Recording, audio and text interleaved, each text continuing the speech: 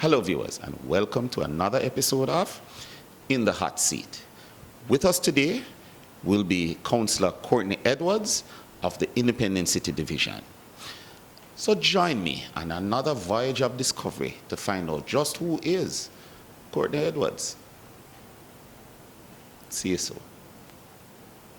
Do you need your wedding videotaped? Do you need a commercial or an interview done? Then call Sunshine Video Production. We videotape and edit functions, graduations, stage shows, music videos, and even funerals. We have a video studio and offer help with your marketing and promotional planning. So WhatsApp or call us at 883-0525. Hello viewers, thanks for joining me on another episode of In the Hot Seat. Now, with us today is Mr. Courtney Edwards, who is presently the Councillor of the Independent City Division.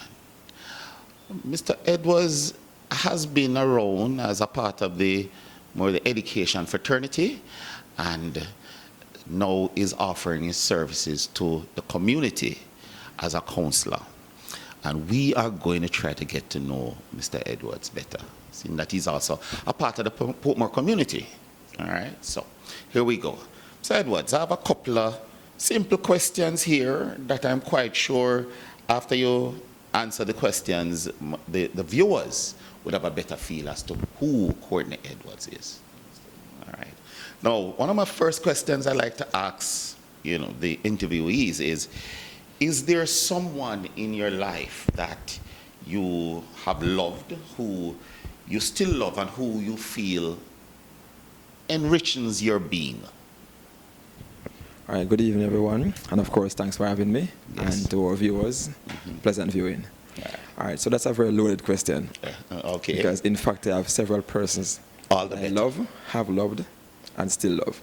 Okay. So, of course, I've always loved my grandmother, Okay. Mrs. Lynette Steele. She has passed. Okay. However, she was a big influence in me propelling to, of course, college and representational politics. Okay. And love, and will never stop love is my wife, Okay. Mrs. Simone Perry Edwards. You've met the lady glow now, man. Yes. She has been a tower of strength, where others have failed, and even when I have failed myself. So Okay. she has always been there for me, in just about every respect. Okay. All right. That's nice. All right. Where were you born? Where is Mr. Edwards coming from? Which parish? Well, all right, so I am a proud Portlander. I was born in Bournebrook, Port Antonio. Okay. All right. So when them say the Portland man, them are you them I talk about? Sort of. There are several of us who have made remarks. All right. Primary school, high school.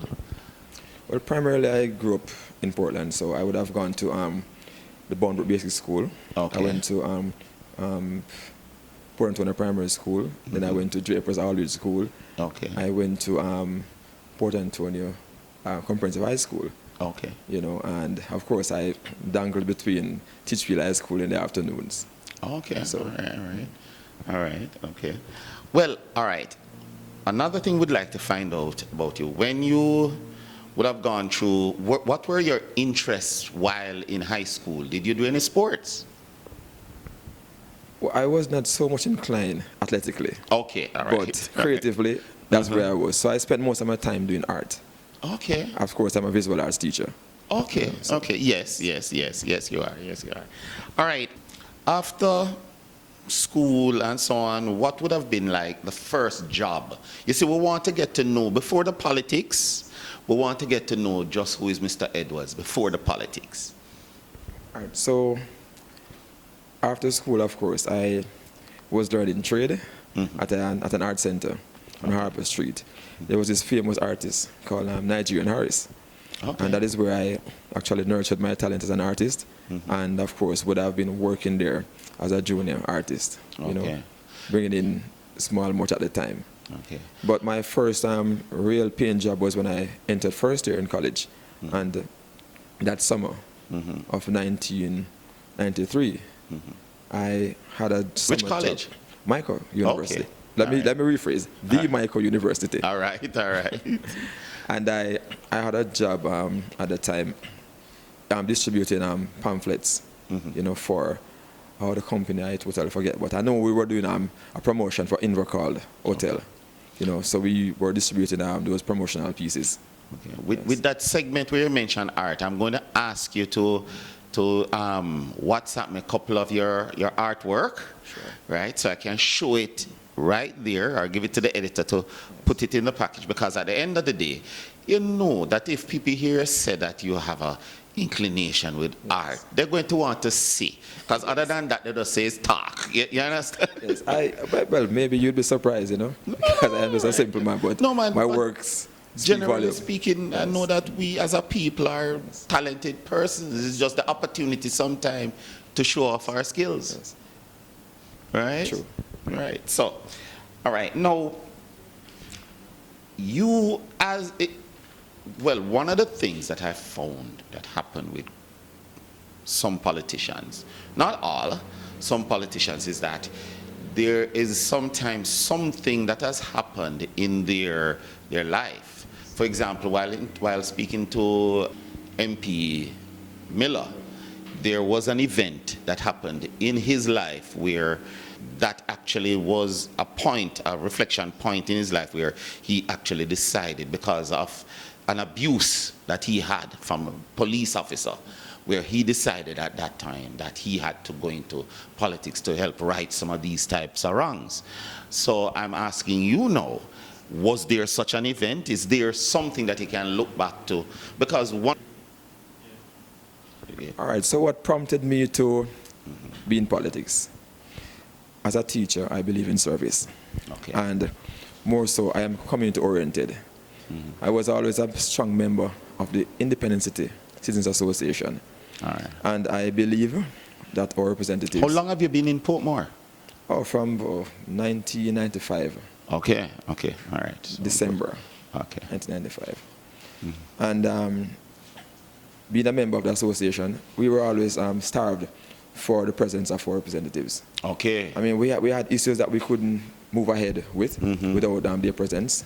And if I am to be frank with you, right, I think I want to be who I am, so I'm being truthful. All right. What really, apart from just wanting to serve and wanting partnership, what really prompted me to have gone in the direction, basically, apart from person encouraging me, was we had an issue by the center, community center, and myself and the then president, Miss Carol McLean, Okay. and the treasurer at the time, Mr. Simroy Ashley.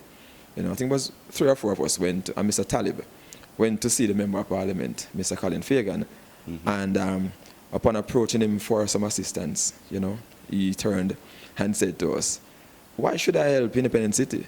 And over the years, we have been unfaithful to him. So I turned and said to him, "But you are always winning." So it simply means that we have been supporting you in whichever way. And just maybe if you support us some more, you'd have seen a difference, So at that time, I really felt a blow, a knee-jerk reaction there. So, I mean, as a representative, you represent everyone, not a selected few, Yes. So I saw where the community that I lived in living currently, has little or no growth, so to speak.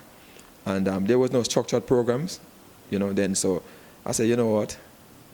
Just by chance, I was always a worker for the Jamaica Labour Party, of course, a supervisor for that cluster that I live in. So, when the time came for elections in 2016, and they wanted a candidate for the mayoral seat, Mr. Blake opted to vie for the position. And of course, local government is as such where if you're going for the mayor, then you're going to have to give up the council seat. Well, for Portmore. Yes. For Portmore specifically. Yes. Yeah. So he ran on that ticket, and I actually applied for the seat with several others.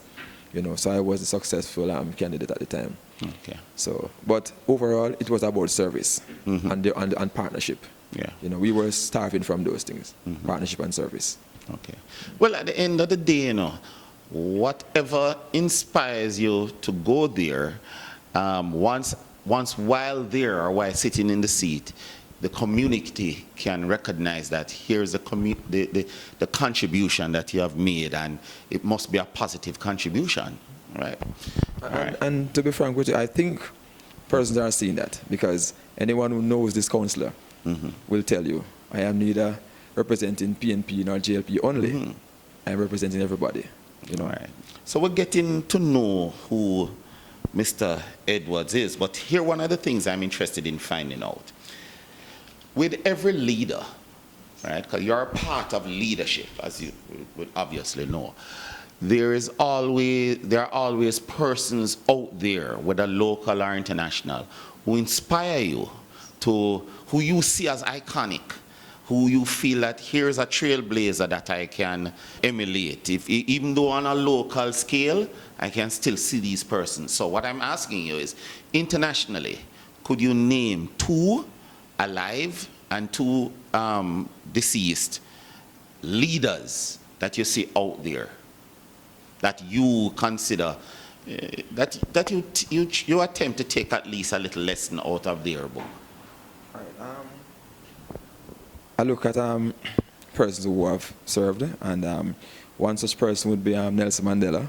Okay. You know, in his struggle for freedom in apartheid, but overall he struggled for truth, rights, you know, and less of black oppression or suppression, so to speak. So I like when a leader is inclusive, you know. So Mandela would have be an epitome of that. All right. You know, another person who would have, let me say, died. I think so. Fidel Castro would be another personality that I admire. You know, because much of what even what's his name? American president. Oh, Obama? No, passed the other day.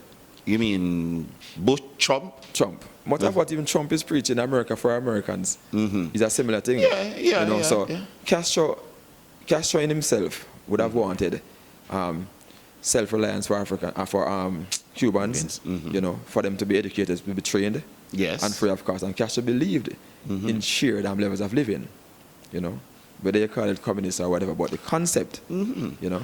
No, but it's really how you do it. But at the end of the day, there are still ideals, or even just a slice of what, because there'll be a leader out there where out of the 10 things that he promotes, there only are a couple of things that you appreciate, you know. You understand me? So nothing's wrong with that. But internationally, you just mentioned 2 that have gone already. Give me 2 internationally that you see are as iconic persons that are still around now. Right, so I would choose Obama. Okay. Yes. Yeah. Obama came to the fore, and he came to show the world that doesn't matter who you are and whatever background, you know, you can be who you are, and you can make a significant mark on the world, you know. So I look to that direction, you know. So Obama is a very significant figure, you know, to be emulated. All right. Internationally again. All right. So another famous world leader, you know, though it may seem ironic, you know, or problematic to some people, is Donald Trump. Donald Trump is an individual who speaks his mind, you know, and I admire any individual who says what they mean, and that is Donald Trump. Many people are in denial and are afraid to say certain things, but here's a man who says it like it is. All right. Or better if you say he says it as he sees it, you know? Well, to be frank with you, there are many Americans who are seeing things Donald Trump's way. Look at the recent election results. Well, point. There was as much as 70 million people that agreed with him. So you do have a point. You see, Donald Trump was saying what other Americans probably are afraid to say. Yes, yeah, exactly. So they hold these ideals very dear to them. But here's a man who was representing the people at heart. Well, representing his people. And there you go. It's a numbers game. And the polls clearly show that. All right. He had a vast majority of support.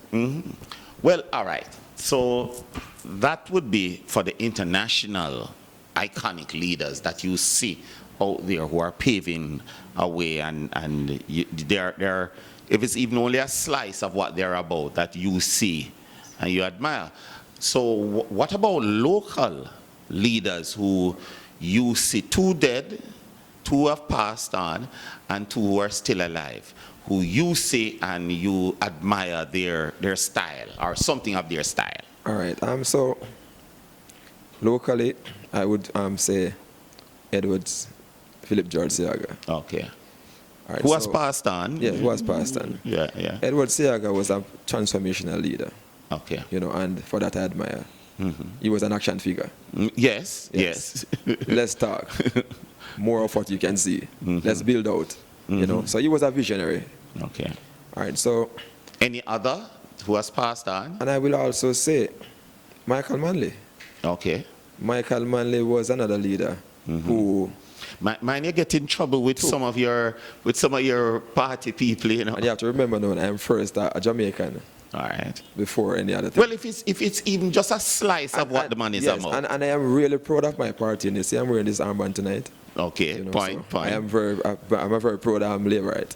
All right. So, yes, I will say Michael Manley, of course, because Michael Manley had several social ideals, which, of course, I admire personally. So the aspect of social welfare is of such even relevant at this time. Let me switch right over into what Andrew Michael Wallace is now doing. You know, because as opposed to the talks of many prior to him, Andrew Wallace is now the action figure that everywhere you go, people call him the builder. Okay. So, of course, I admire Andrew Michael Wallace, as a great leader, my leader. So. All right. Any other local living leader that you also consider iconic? Well, Bruce Golding. Okay. Bruce Golding here. brought a difference to politics in Jamaica. And I will never forget Bruce Golding, because Bruce Golding brought about the CDF, which allowed every representative in the parliament to have access to that fund. So even when you hear some MP saying, "Me not get no money," me chat bad now, "Me not get no money," right? And my government in power, is a lie. Every member of parliament can access the CDF. And Bruce Golding was a person who sought to liberalize that across Jamaica. So once you're elected, you have access to fund. Bruce Golding started the building process or the rebuilding of several things, even the renewal or revival of downtown Kingston. He started with Bruce Golding. Other person would have bought in, and the whole idea of partnership came under Bruce Golding. But we saw corporate Jamaica started buying into partnerships. Digicel, Grace Kennedy. If you walk downtown, you can see clear evidence. So that's where my thought is at with Bruce Golding. Aim to build through partnership. All right. So much for leadership. When you became a councillor for the Independent City Division, were there any projects that you wanted to see happen, that you actually made happen? Some projects that you consider feather in your cap now? Although I've never seen it in a hat, but anyway, feather in your cap. All right. I was always concerned about several things, but one in particular. It is a sad thing that if you are being directed and you can't find a way. So the lack of street name signs. Was a big issue for me. I remember one time I was actually directing a friend of mine to find me, and he could not, because at the time, there were no street name signs in the community. So, so I embarked on that project, and I can say to date, we are approximately 85%, 90% complete. I just did a portion in Passageford scheme. I think we have about 5 left of the entire community. All right, now that sounds good. Yes. When I assessed the area, there were only 2.5 signs. I think one Miller Road, Portmore Drive to the left was on a light post hanging, and Hopkins Avenue was also on a light post. So you could call it 1.5 or 2. So I just redid almost every sign in there. Right? I have done Independent City quite satisfactorily. So you can find a way. But even more grave, if, for argument's sake, you had a fire You know, can you imagine the fire brigade not being able to find their way? Yeah. You know, I mean, apart from, we do have Google now, and you can be directed via Google, but I mean, you know, traditionally, people who want to direct you, turn on this avenue, next avenue, you know? Yes, so that's a feather in my cap. I have done the street name signs to an extent. I was also concerned about our senior citizens in the community. And to date, we have a proper database of most of the citizens who are seniors. And every month, we actually distribute food packages to these persons. You know, way before the COVID assistance came from the government, we were doing this from my office. Okay. So I've been consistent in supplying our seniors with assistance. I have an active program in partnership with the Growth Foundation. The Growth? Growth Foundation. Okay. It's an acronym. It means giving real opportunity with true help. Okay. You know, so well, thanks for informing me about that one. Yes. All right. So yes, so I partner with that foundation, and they help me with a lot of things: food items, adult diapers, Pampers. That seems to be a big thing. Yes. You know, yes, yes. it's very expensive, and you use them quite often. You know, even today, before I left, I went to deliver some food packages and one for a pack for a senior of mine. You know, so I think caring for your people is a priority. You know, it doesn't matter who they are, where they are. You know, as long as they're able to reach the people. So those are some priorities. I've also initiated the Police Youth Club for Independent City. Yes, I started that from my office. And they normally meet every Friday by the community center, Independent City. But due to COVID, you know, things fell apart, and you know, we can't. Because that's one of the things I've realized, and I've even heard persons comment that there's a lack of volunteerism, you know, through youth clubs and things like that right now in Jamaica. So the more you can do to facilitate that, the better. It is on the dine. Okay. So that, but while I'm saying what we have achieved, I am also struggling with a project that I really would love to get off the ground. Okay. Which is the Neighborhood Watch movement. Okay. If we can use this opportunity to invite some of the different leaders of the neighborhood and so on who. Well, to be frank with you, we started the project in partnership with the police, you know, safety and security branch and other partners. But I think our failure is where the people are supposed to participate. Yes, that's where our challenge is.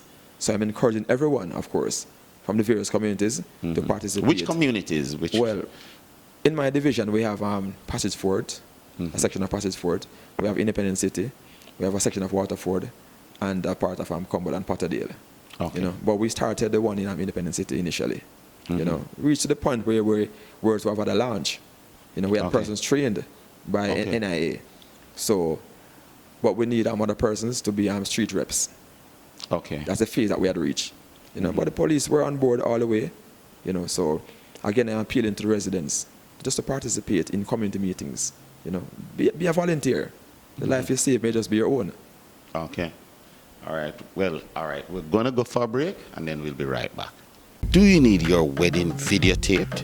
Do you need a commercial or an interview done? Then call Sunshine Video Production. We videotape and edit functions, graduations, stage shows, music videos, and even funerals. We have a video studio and offer help with your marketing and promotional planning. So WhatsApp or call us at 883-0525. Welcome back, viewers. We are here with Councillor Edwards, and we have some probing questions that we have been asking him, and we still want to discuss a little the projects that he has, because I must admit I like some of the projects that you have mentioned. They seem quite powerful, and at the end of the day, the community will be all the better for those projects. But even though you have been inside there, how long now? 4 years. 4 years. I'm quite sure that there must be something else, some other project that you're looking forward to do and you're not getting anywhere with it? All right, so I believe in equality, right? But prior to answering that question, I want to just highlight to the viewers that Independent City Community Center is the first, or I can say the only center in Portmore that is fully solar powered. Okay. That has been done by yours truly. All right, so, that sounds good. Yes. So again, that's in my hat. All right. All right. So I just want to talk about the three projects. Well, 3 areas with a particular project. All right. So we have 3 informal areas basically. Right. Oh, you mean like informal communities? Yes. Okay. So all right. So we have an area called 48A Portmore Drive. You know, and we have Penway. Right? Okay. Well, Myrtle Way is formal to some extent, but Penway and 48A are some areas that we're looking at as it relates to infrastructural development. All right, so currently we are doing the house wiring program Okay. in partnership with Mr. Miller, our Member of Parliament, and JSIF and JPS, of course. Okay. You know, where these houses will be wired for the residents at no cost to them. Okay. Right, and an element to the program of such persons who are inclined as electricians will be able to work on these projects. And more so, if you're not certified, you can be certified on the spot, on the job, by heart. So, Okay. yeah, so No, that sounds good. That sounds so good. that's our current thing. We're also looking at land tenure for persons Okay. in Penway. In fact, this project started in 2017, you know, with myself and Shane Dallin. Okay. So we had several meetings then with the residents in Penway, and of course the land there is owned by Wicon, Jamaica Mortgage Bank, still Wicon. So they are in the process of transferring that parcel of land to the government so it can be given to the people, you know, with due process, of course. We're looking at the same concept for 48A Portmore Drive, you know. When this is completed, of course, we will have a chance to put in proper infrastructure, proper sewage, light, you know, water. To really formal, to Yes, bring it to being a formal. formal community. Yes. Okay. So with all the amenities and yes. so on. Also, I mentioned Myrtle Way because there is no sewage system, of course, for the most part. Okay. Yes, and it is just sad because we have had persons representing these areas for quite a number of years, and these are supposed to be capital and ideal projects for these areas. You know, it is not supposed to be a case where you are on or in an area for quite a while, and I mean tomorrow morning you have to leave. You know? So these are priority projects as it relates to representation. So Myrtle Way will be given proper sewage lines, and then of course after which the roads will be paved. You know, we would have loved to pave the road now because these are dust nuisance, right? But what sense would it make to pave the road and dig it up tomorrow morning? So we're asking the residents just to bear with us for a while until this project comes online. Okay. All right. Well, that sounds encouraging. I'm quite sure. And I would never want to disappoint anyone because sometimes you name a few areas persons would feel left out. But I want to just encourage residents of Independence City as well to just bear with us a bit because there's a project for the center, you know, that is in the pipeline. I hate the word pipeline, but let me use it. You know, the center is supposed to be given a walking trail, you know, proper seating areas, proper lighting, and an infield for play, right? Okay. A proper multi-purpose court as well. So those are what we are currently working on, right? It may seem a while, but I ask for some patience because it's not an overnight thing. All right. All right. I like that. I like that. One of the things I would like to ask, and some of the interviewees that I've asked before, I sense the hesitance in their voice, but I still have to ask you, sir. What are your political aspirations as far as where you are now, where you'd like to be, if you'd like to part with that type of information? All right, so I am where I'm at now because, of course, like any good vessel, you're chosen. And in the event I am led to go elsewhere, I will go. All right, so I hear you. I hear you. What would you say to a youngster who cannot see why he should vote?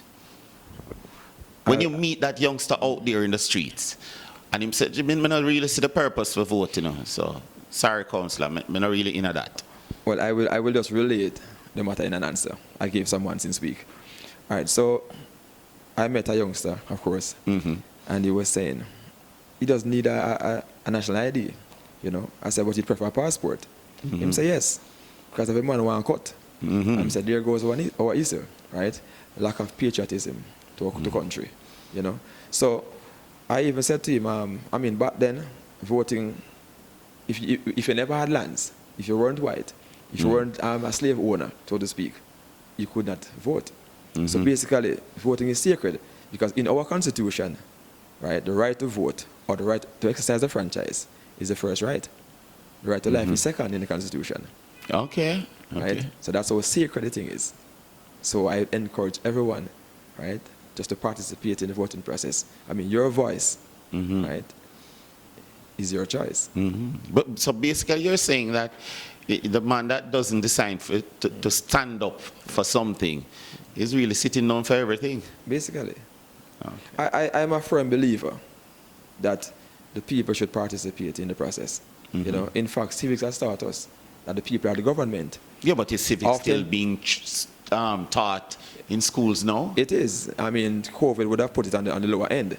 Okay. Teaching just core subjects, but it is being taught. I teach civics as well.